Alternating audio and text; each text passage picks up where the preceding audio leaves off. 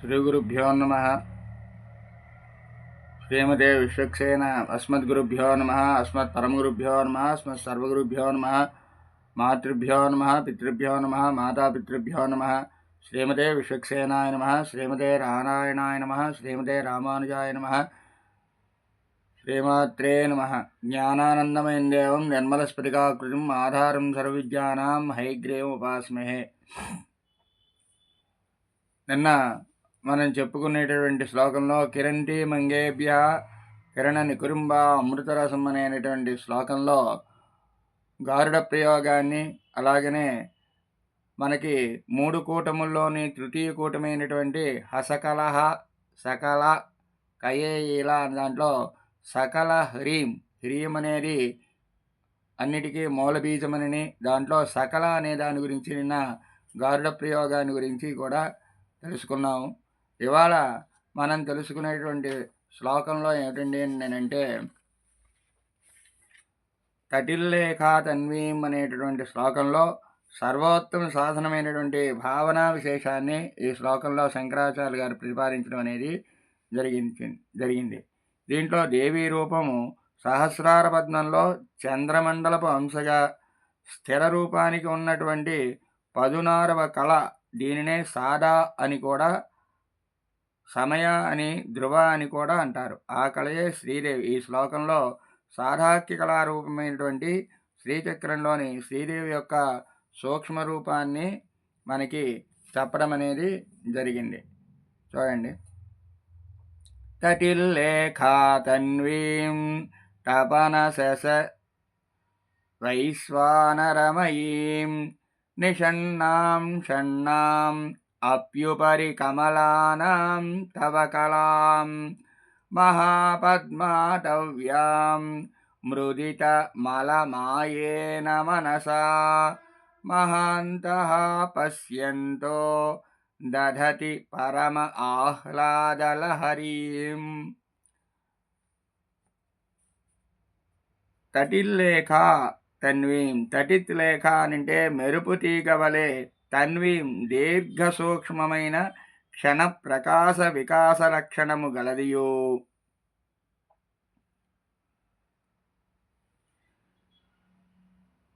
తపన సూర్యుని యొక్కయు శశి చంద్రుని యొక్కయు వైశ్వానరమయీం అగ్ని యొక్కయు రూపము కలదియు.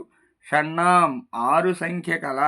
కమలానాం పద్మముల యొక్క మూలాధార స్వాధిష్టాన మణిపూరక అనాహత విశుద్ధ ఆజ్ఞారూపములైనటువంటి షట్చక్రములనే పద్మముల యొక్క అపి ఉపరి ఇంకను పైన, అంటే రుద్రగ్రంథి, విష్ణుగ్రంథి, బ్రహ్మగ్రంథి త్రియము కంటే పైన ఉన్న చక్రముగు మహా పద్మ ఆటవ్యాం అనేక రేకులు గల పద్మము అనే అడవియందు సహస్రదళ పద్మస్థ సర్వవర్ణోపశోభిత అని చెప్పుకున్నాం కదా. సహస్రదళ పద్మ కర్ణికయందు నిషణ్ణాం కూర్చున్న తావ నీ యొక్క కళాం సాధాక్యమనే బైందవ కళను, సాదా సమయ ధ్రువ అనే చిత్కళను, మృదిత క్షాళనము చేయబడిన మలమాయేన కామాదులు అనే మాలిన్యము గల కామక్రోధ మాయ అనిట అవిద్య అహంకారములు గల మనస్సు చేత అంతఃకరణము వలన పశ్యంతః సాదాఖ్య కళ యొక్క అమృతధార ప్రవాహాన్ని అనుభవిస్తున్న మహాంతః మహాత్ములు యోగీశ్వరులు పరమానంద లహరీం పరమానందము అనే అమృతపు అలను దధతి ధరిస్తున్నారు, పొందుతున్నారు. తల్లి మెరుపు తీగవలే సూక్ష్మమైన దీర్ఘమై క్షణ ప్రకాశ వికాస లక్షణము కలదియు, సూర్యచంద్రాగ్ని రూప సమన్వితమైనదియు, షట్చక్రములపై భాగమున గల సహస్రారమనే మహాపద్మాటవిలో కూర్చున్న సాధాక్యమైన నీ కళను కామాది మాలిన్యములు విడిచి చిత్తముతో ధ్యానిస్తున్న సజ్జనులు యోగీశ్వరులు పరమానంద ప్రవాహములో వాలలాడుతున్నారు అని ఈ శ్లోకంలో శంకరాచార్య గారు చాలా చక్కగా మనకి చెప్పడం జరిగింది. కుండలిని శక్తి అనేది సహస్రారంలో సదాశివునితో కలుస్తుంది. సాదాక్య కళ అలాగనే దీంట్లోని మనకి జీవన్ముక్త స్థితిని గురించి ఈ శ్లోకంలో వర్ణించారు. ఇది విరోధి జననాశనము జన వశీకరణం గురించి కూడా ఈ శ్లోకం అనేది మనకి ఉపయోగించబడుతుంది. మరొకసారి చూడండి. తటిహి లేఖ తన్వీం తపన శశి వైశ్వానరమయీం నిషణ్ణాం షణ్ణాం అప్యుపరి కమలానాం తవ కలాం మహాపద్మాటవ్యాం మృదితమలమాయేన మనసా.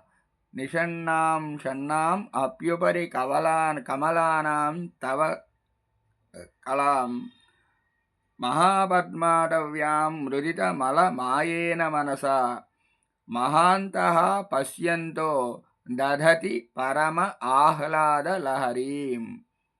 మరొకసారి చెప్తున్నాను. తటిహి లేఖా తన్వీం తపన శశి వైశ్వానరమయీం నిషణ్ణాం షణ్ణాం అప్యుపరి కమలానాం తవ కలాం మహాపద్మాటవ్యాం మృదితమలమాయేన మనసా మహాంతః పశ్యంతో దధతి పరమ ఆహ్లాదలహరీం. స్వస్తి ప్రియాభ్య పరిపాలయంతాం న్యాయేన మార్గేణ మహిం మహిషాః గోబ్రాహ్మణేభ్యः శుభమస్తు నిత్యం లోకాः సమస్తాः సుఖినో భవంతు. స్వస్తి.